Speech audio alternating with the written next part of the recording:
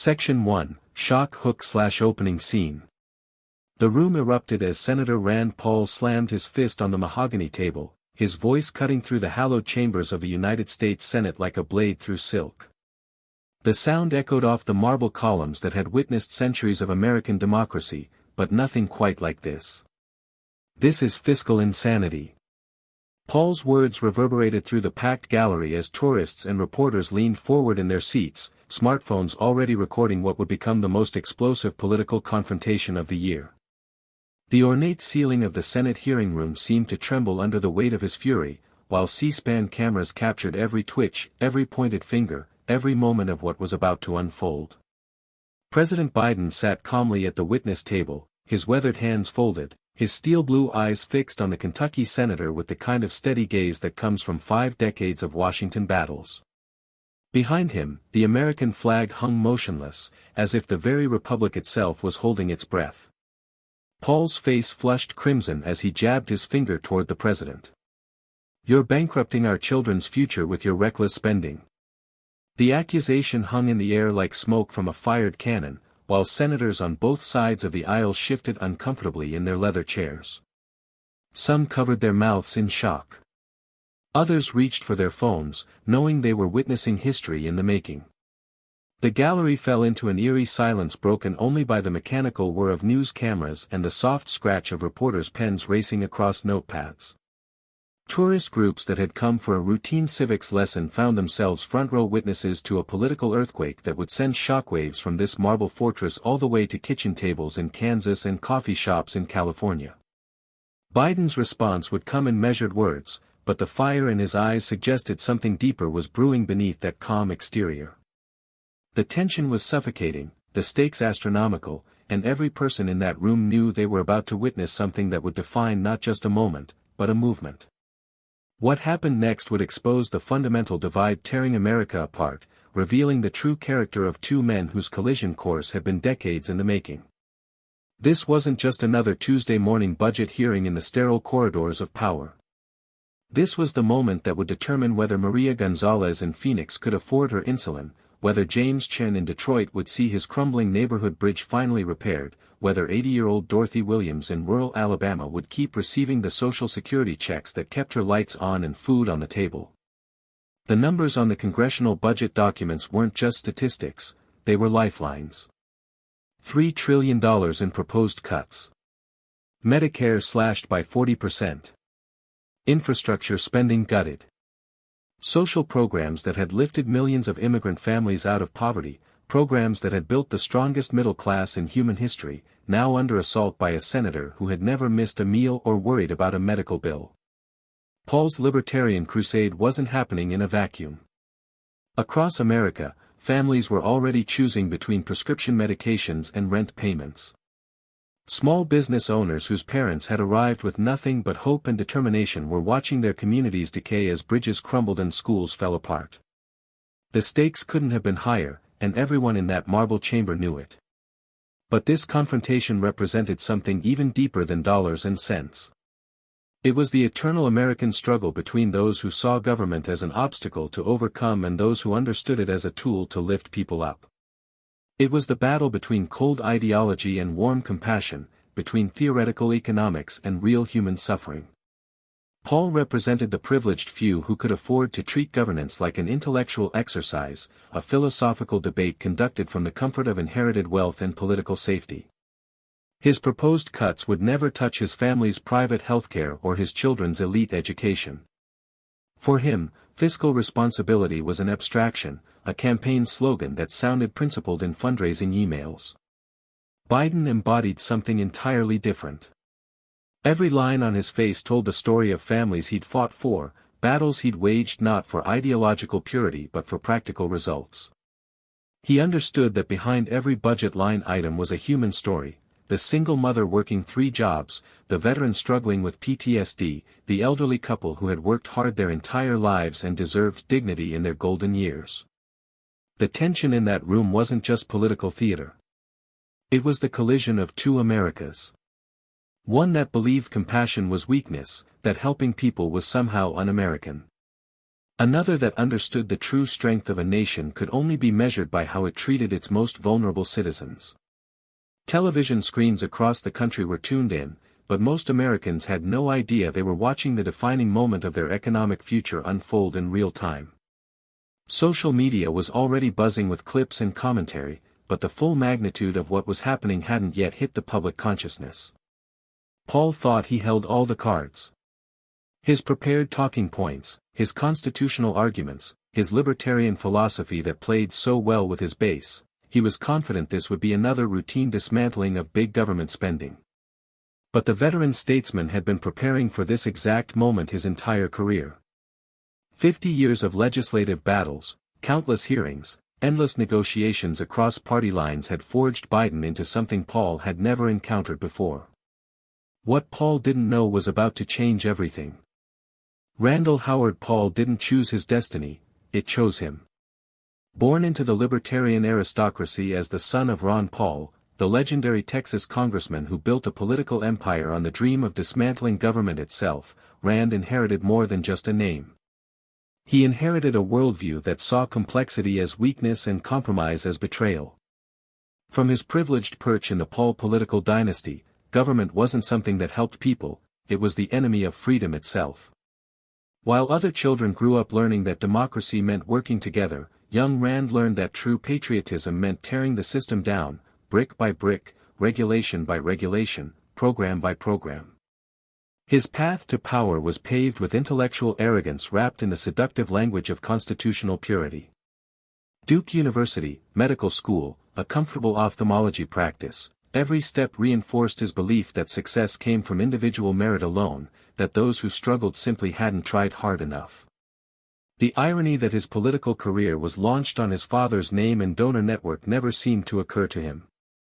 When he arrived in the Senate in 2011, Paul brought with him the zealotry of the converted and the confidence of the privileged. His very first act was a 13-hour filibuster that shut down government business, not to advance any practical solution, but to make a point about drone policy that ultimately changed nothing.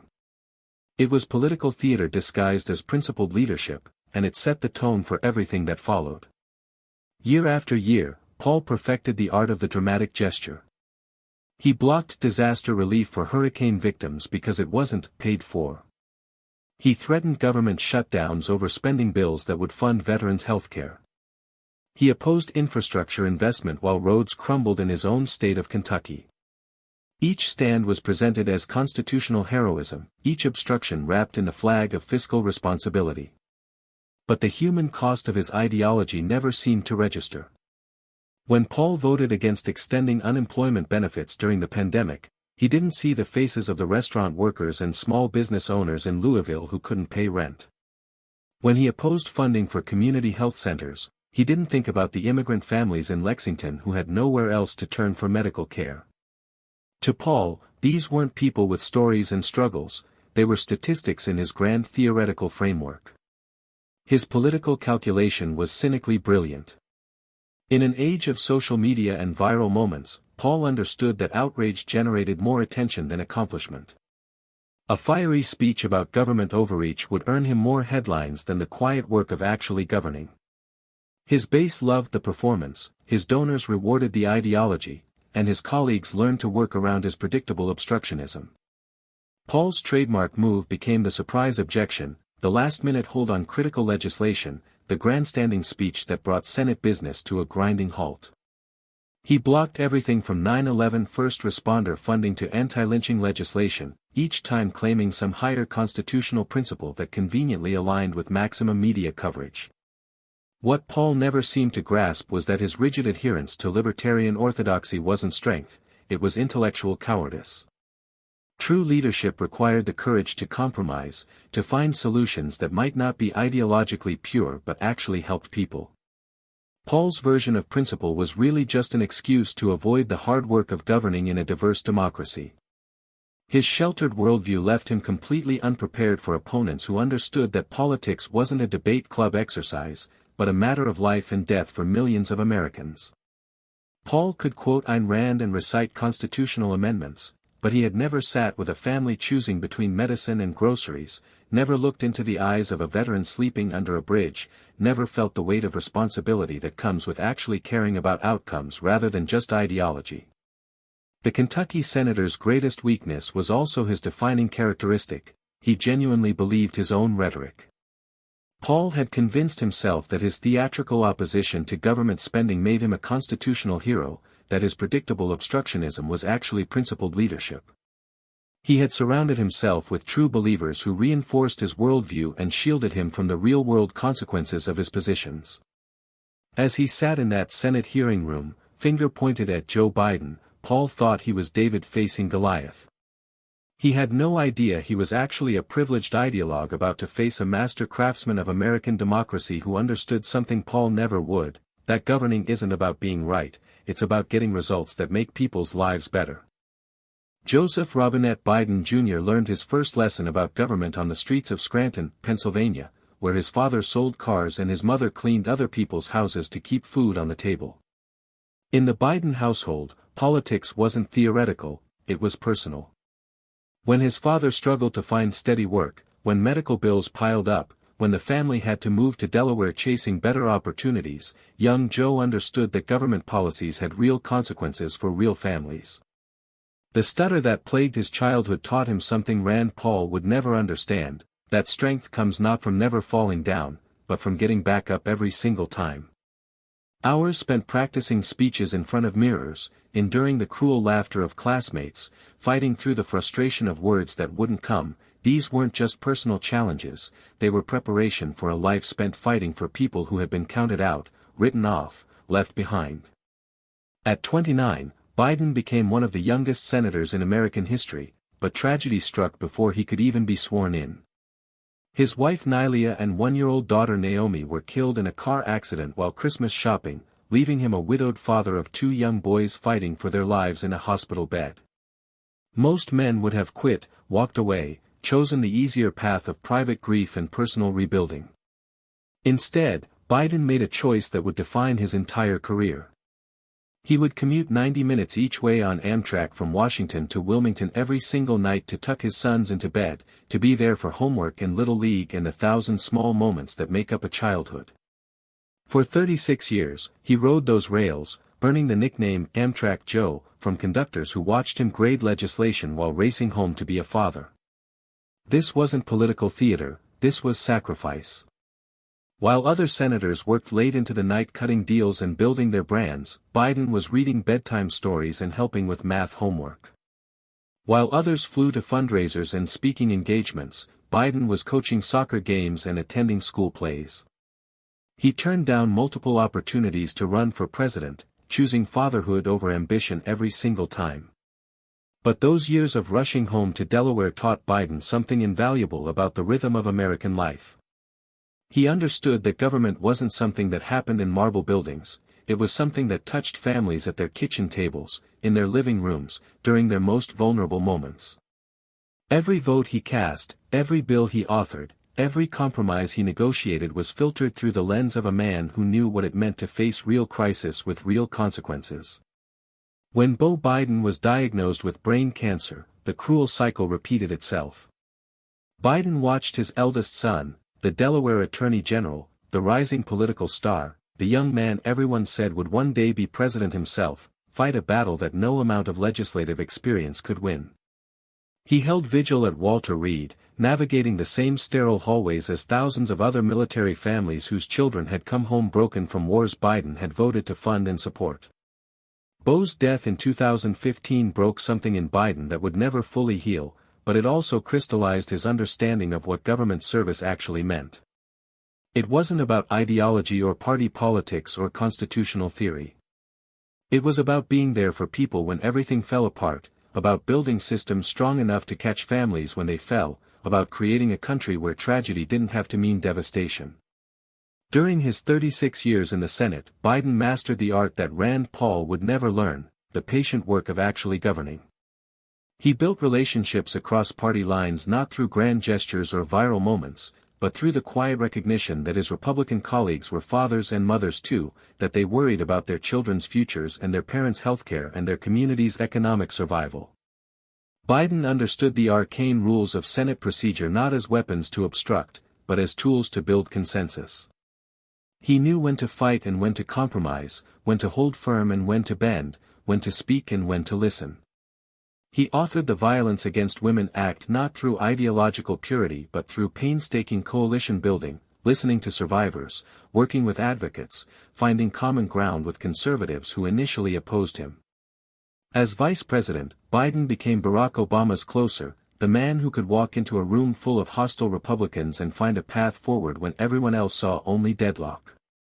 The auto industry bailout, the stimulus package, the debt ceiling negotiations, time and again, Biden proved that experience mattered, that relationships mattered, that understanding how Washington actually worked could make the difference between success and failure. When he finally reached the presidency at age 78, Biden brought with him something no amount of money could buy and no ideology could replicate, the hard-earned wisdom of a man who had seen government at its best and worst, who understood that every policy decision rippled out into millions of lives, who knew that the real measure of leadership wasn't how pure your principles were, but how many people you actually helped. Now, facing Rand Paul's theatrical outrage across that hearing room table, Biden possessed something his opponent lacked entirely, the unshakable confidence that comes from 5 decades of getting things done. The marble chamber that had hosted Lincoln's funeral and witnessed McCarthy's downfall now trembled under the weight of Rand Paul's escalating fury. He had abandoned his chair entirely, pacing behind the curved dais like a caged animal, his prepared talking points flowing with the practiced rhythm of a man who had delivered this same speech 100 times before. Mr. President, your administration has shown a reckless disregard for fiscal responsibility that borders on criminal negligence. Paul's voice echoed off the ornate ceiling, each word carefully enunciated for maximum impact. His gestures grew more theatrical with each accusation, arms sweeping wide as if he were conducting an orchestra of outrage. You're spending money we don't have, on programs we can't afford, for people who haven't earned it. The gallery stirred uneasily. Tourists who had expected a mundane civics lesson found themselves witnessing something far more visceral. A mother holding her young daughter's hand unconsciously pulled the child closer. An elderly veteran in the front row straightened in his wheelchair, his weathered hands gripping the armrests as Paul's words cut through the chamber. Biden remained motionless at the witness table, a study in controlled composure. His pen moved steadily across his notepad, occasionally pausing as he underlined something or jotted a quick note in the margins.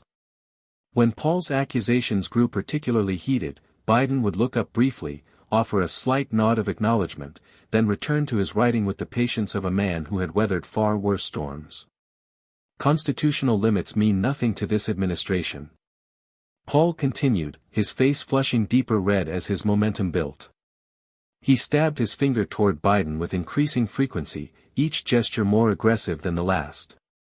Article 1, Section 8 clearly delineates the enumerated powers of Congress, but you treat the Constitution like a suggestion, don't you, Mr. President? The press corps leaned forward collectively, smartphones and cameras capturing every angle of Paul's performance. Reporters exchanged knowing glances. They had covered enough of these hearings to recognize the familiar rhythm of Paul's grandstanding, but something felt different today. The air itself seemed charged with electricity, pregnant with the possibility of explosion. Senator Chuck Grassley shifted uncomfortably in his chair, removing his glasses to clean them unnecessarily. Across the aisle, Senator Patty Murray pursed her lips and checked her phone, already anticipating the headlines that would emerge from this confrontation. Even the typically stoic Senate parliamentarian looked tense, his usual poker face betraying hints of concern about where this was heading. Paul's rhetoric began taking on a more personal edge, his prepared talking points giving way to something rawer and more dangerous. Your entire political career has been built on promising other people's money to buy votes. The accusation hung in the air like a toxic cloud, causing several senators to visibly wince. 50 years of backroom deals and political payoffs, all while hard-working Americans foot the bill for your largesse. Biden's pen stopped moving. For the first time since Paul began his tirade, the president looked up fully, his steel blue eyes locking onto the Kentucky senator with laser-like intensity. The change in Biden's posture was subtle but unmistakable, his shoulders squared slightly, his jaw set with the kind of determination that comes from decades of political combat. The chamber fell into an expectant hush. Even Paul seemed to sense the shift, his pacing slowing as he registered the change in Biden's demeanor. The tourists in the gallery held their breath. The press corps stopped typing. The other senators leaned forward in their chairs, sensing that they were about to witness something extraordinary. Paul had spent his entire career mistaking noise for power, confusing volume for authority. But now he faced something he had never encountered before, a man who understood that true strength whispered while weakness shouted, that real power came not from theatrical gestures but from quiet competence earned through decades of actual accomplishment. The powder keg was set. The fuse was lit. And Joe Biden was about to remind everyone in that chamber exactly why experience mattered. Biden set down his pen with the deliberate precision of a master craftsman placing his tools. The simple gesture somehow commanded more attention than all of Paul's theatrical arm-waving. When he finally spoke, his voice carried the quiet authority of a man who had nothing left to prove. Senator Paul. The two words fell into the chamber like stones into still water, creating ripples of anticipation that spread through every row of the gallery. Biden's tone was conversational, almost grandfatherly, but there was steel beneath the velvet. I want to tell you about Dorothy Henderson. Paul's pacing slowed, his confident momentum faltering as Biden continued without notes, without preparation, speaking from the heart with the kind of authenticity that couldn't be manufactured or focus grouped. Dorothy is 83 years old. She lives in Paintsville, Kentucky, that's in your state, Senator, and she worked 37 years as a school cafeteria worker. 37 years serving lunch to children whose families couldn't afford to feed them properly. Biden paused, letting the human reality settle over the room like a warm blanket. Your proposed Medicare cuts would cost Dorothy $400 a month. That's her grocery money, Senator. That's her medicine money. The shift in the room's energy was palpable. Tourists who had been watching Paul's performance with detached curiosity now leaned forward, suddenly invested in a story that made the abstract numbers concrete and personal. The veteran in the front row nodded slowly, recognizing something authentic in Biden's words that had been absent from Paul's constitutional lectures. Then there's the Daniel Boone Bridge.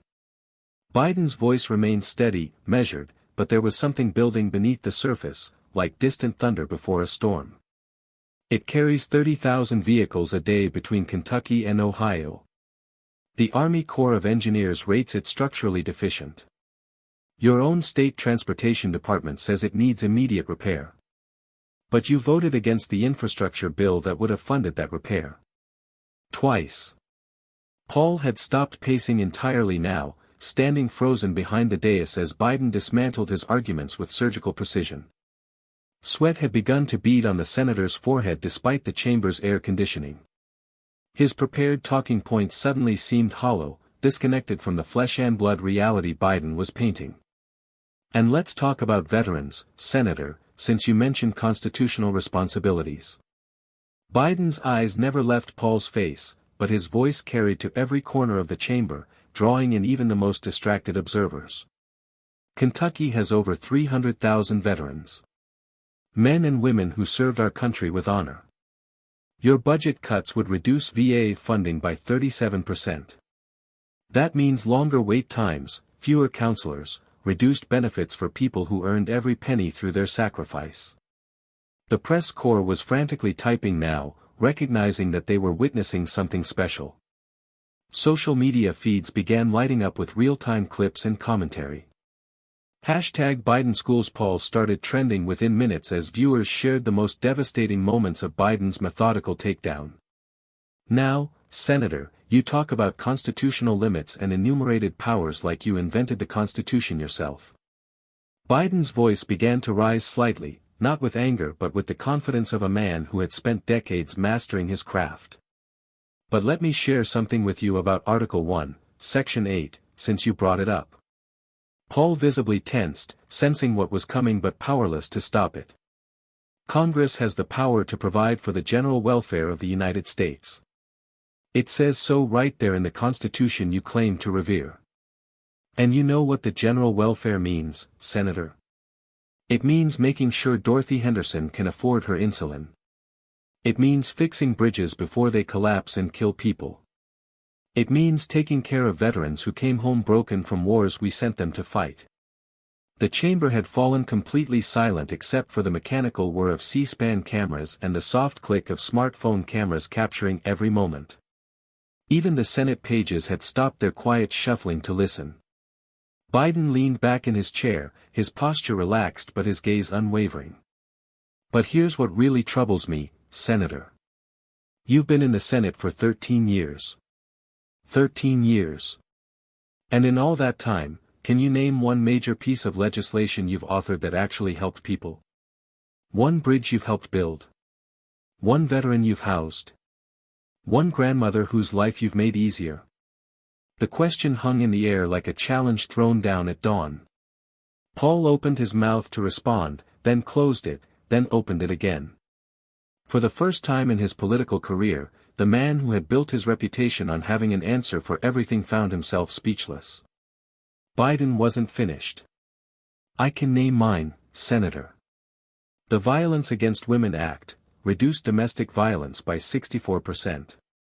The COPS program put 100,000 police officers on America's streets. The Americans with Disabilities Act opened doors for 50 million Americans. The Cancer Moonshot, it's going to save lives, including lives in Kentucky. The energy in the room had completely shifted now. What had begun as Paul's theatrical performance had become Biden's masterclass in the difference between governing and grandstanding. Senators on both sides of the aisle sat transfixed, some nodding almost involuntarily as Biden laid out the case for experience over ideology. Paul's face had gone from red to pale, his earlier confidence replaced by the dawning realization that he had walked into a trap of his own making. He had challenged a master legislator to a game the master had been playing since before Paul was born. Biden leaned forward slightly, his voice dropping to just above a whisper, forcing everyone in the chamber to strain to hear his final blow. Senator Paul, I've been doing this for 50 years. I know the difference between fiscal responsibility and fiscal fantasy. I know the difference between constitutional principle and political theater. And most importantly, I know the difference between serving yourself and serving the American people. The silence that followed was deafening. Not a cough, not a whisper, not even the rustle of papers. Just the crushing weight of truth settling over a room that had witnessed the systematic demolition of ideological arrogance by lived experience and hard-earned wisdom. Paul stood frozen, his mouth slightly open, completely outmaneuvered by a man who had turned the senator's own weapon against him. The silence in the Senate chamber lasted exactly 14 seconds, long enough for the weight of Biden's words to settle, long enough for Paul to realize he had been thoroughly outmaneuvered, and long enough for the first Twitter notification to ping on a reporter's phone in the press gallery. Within minutes, the digital wildfire had begun. #BidenSchoolsPaul exploded across social media platforms like a supernova, generating over 50,000 tweets in the first hour alone. Clips of Biden's methodical takedown spread faster than campaign volunteers could share them, each devastating moment isolated and amplified: Dorothy Henderson's story, the bridge statistics, the constitutional lecture, and that final, crushing line about fiscal responsibility versus fiscal fantasy. The cable news ecosystem erupted into overdrive. CNN's Chirin read, "Biden dismantles Paul's budget argument in explosive exchange," while MSNBC went with, "Masterclass, President shows power of experience over ideology." Even Fox News, typically hostile to Biden, struggled to spin the exchange, settling on, "Heated budget confrontation goes viral," as their anchors privately admitted this wasn't Paul's finest moment. Rachel Maddow cleared her entire opening segment to analyze what she called a clinic in how legislative experience translates to real-world governing. She replayed Biden's response 3 times, pausing to highlight the specific policy details, the personal stories, and the constitutional knowledge that had left Paul speechless. "This is what 50 years of public service looks like," she told her audience. "This is why elections matter."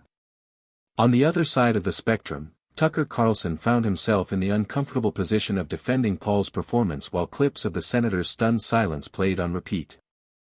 Look, Rand Paul asked tough questions about fiscal responsibility, Carlson began, but even his most loyal viewers could see the footage told a different story.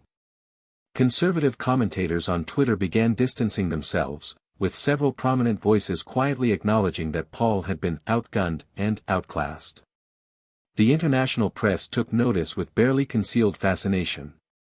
The BBC ran the story under the headline, "American President Demonstrates Legislative Mastery in Budget Confrontation," while German news outlets marveled at what they called a masterpiece of democratic discourse. Le Monde described it as the moment when experience conquered ideology, noting how Biden had managed to be both devastating and dignified. Behind the scenes on Capitol Hill, the reaction was swift and telling. Republican senators who had watched the exchange privately shook their heads in recognition of what they'd witnessed. "That's why you don't challenge Joe Biden on the fundamentals," one GOP veteran told reporters on Background. "He's forgotten more about legislating than most of us will ever learn." Another Republican aide summed it up more bluntly, "Paul brought a knife to a gunfight, and Biden brought 50 years of ammunition." Democratic senators were practically giddy with vindication. Chuck Schumer's office immediately began circulating clips to their press lists, while progressive firebrands like Alexandria Ocasio-Cortez tweeted their appreciation for Biden's masterful defense of the programs our communities depend on. Even moderate Democrats who sometimes chafed at Biden's age found themselves reminded of why experience mattered in moments like these. The ripple effects extended far beyond the Beltway. Union halls across the Midwest played the clips during lunch breaks, with steelworkers and autoworkers nodding approvingly at Biden's defense of infrastructure spending. Immigration advocacy groups highlighted Biden's mention of constitutional general welfare provisions, seeing it as validation of their arguments for comprehensive reform. Veterans organizations began sharing the exchange widely, particularly Biden's passionate defense of VA funding. Cable news bookers immediately began reaching out to potential guests, sensing that this moment would drive coverage for days. Paul's office, meanwhile, went into damage control mode, declining interview requests and issuing a terse statement about continuing to fight for fiscal responsibility. The contrast was stark. While Biden's team leaned into the moment, Paul's people clearly wanted it to disappear as quickly as possible. Late-night comedy shows pounced on the exchange with gleeful abandon. Saturday Night Live writers began crafting sketches within hours, recognizing comedic gold in Paul's slack-jawed silence and Biden's calm demolition. The moment had transcended politics to become cultural commentary on competence versus performance, substance versus style. By the evening news cycle, political analysts were already comparing the exchange to historic moments of legislative theater, Daniel Webster's reply to Hayne, Margaret Chase Smith's declaration of conscience, John McCain's healthcare vote. This wasn't just a political win, it was a reminder that in a democracy, nothing could substitute for the hard-earned wisdom that comes from decades of actual governing. The shockwaves would continue for weeks, but the fundamental truth was already clear. America had been reminded why experience mattered, why preparation trumped performance, and why steady leadership beat theatrical politics every single time. In the days that followed the confrontation, as the viral clips continued circulating and the punditry gradually quieted, a deeper truth emerged from that marble chamber encounter. This hadn't been about Joe Biden winning a debate, it had been about America witnessing the difference between governing and grandstanding, between leadership rooted in human empathy and politics driven by abstract ideology. Biden himself seemed to understand this distinction intuitively. When asked about the exchange during a subsequent press conference, he didn't gloat or celebrate his viral moment. Instead, he pivoted immediately back to Dorothy Henderson, to the Daniel Boone Bridge, to the veterans who needed care and the families struggling to make ends meet. "This isn't about political theater," he said, his voice carrying that familiar mix of weariness and determination. "It's about whether government works for people or whether it just works for headlines." The confrontation had revealed something profound about the nature of democratic leadership in the 21st century. Paul represented a strain of American politics that had become increasingly common, the politics of ideological purity, where being right mattered more than being effective, where constitutional theory trumped human reality, where the perfect became the enemy of the good. It was politics as performance art, designed more to generate applause than to generate solutions. Biden embodied something different entirely, the politics of pragmatic compassion. His response hadn't been crafted by speechwriters or focus grouped for maximum impact. It had flowed from 5 decades of understanding that behind every policy debate were real people with real problems who needed real solutions. When he spoke about Dorothy Henderson's grocery money or the veterans waiting for healthcare, he wasn't using talking points, he was drawing from a lifetime of listening to constituents who couldn't afford the luxury of ideological purity. The exchange had also demonstrated something vital about the art of democratic compromise. Paul's approach to governance was essentially destructive. His role was to tear down, to obstruct, to prevent action in service of theoretical principles. Biden's approach was constructive, to build coalitions, to find common ground, to craft solutions that might not be perfect but actually helped people live better lives. One was the politics of opposition, the other was the politics of proposition. This distinction mattered beyond the marble halls of Congress. In immigrant communities across America, families understood the difference instinctively. They had lived the reality of government programs that helped them learn English, start businesses, and send their children to college. They knew that behind Biden's policy details were pathways to opportunity, while behind Paul's constitutional lectures were barriers to advancement. The confrontation had made visible what many Americans already knew, that experience and empathy created better outcomes than ideology and obstruction. The moment also revealed democracy's capacity for reasoned debate and moral clarity. In an era when political discourse often descended into personal attacks and tribal warfare, Biden had shown a different way forward. He hadn't insulted Paul's character or questioned his motives. Instead, he had systematically dismantled his arguments with facts, with stories, and with the accumulated wisdom of decades spent actually governing. It was debate as civic education, politics as public service. Perhaps most importantly, the confrontation had reminded America of its own capacity for practical problem solving. The country had been built not by ideological purists but by pragmatic builders, people who understood that progress required compromise, that effective governance demanded both vision and flexibility, that the perfect constitutional theory mattered less than the imperfect human reality of helping people live with dignity and opportunity. Biden's victory hadn't been partisan, it had been philosophical. He had demonstrated that government could be a force for good when guided by experience and empathy rather than ideology and ego. He had shown that true strength lay not in rigid adherence to abstract principles, but in the flexible wisdom that comes from understanding how policies affect real lives. As the shockwaves of that confrontation continued rippling through American politics, the deeper lesson became clear: democracy worked best when it was guided by leaders who understood that governing wasn't about winning debates, it was about winning better lives for the people they served. In that marble chamber, America had been reminded of what it looked like when leadership was rooted in love of country rather than love of self, in service to others rather than service to ideology. It was a lesson worth remembering, and a standard worth demanding from every public servant who claimed to speak for the American people. That heated debate between Joe Biden and Rand Paul wasn't just another viral political moment, it was a masterclass in the fundamental differences between governing and grandstanding, between leadership rooted in human empathy and politics driven by ideological performance.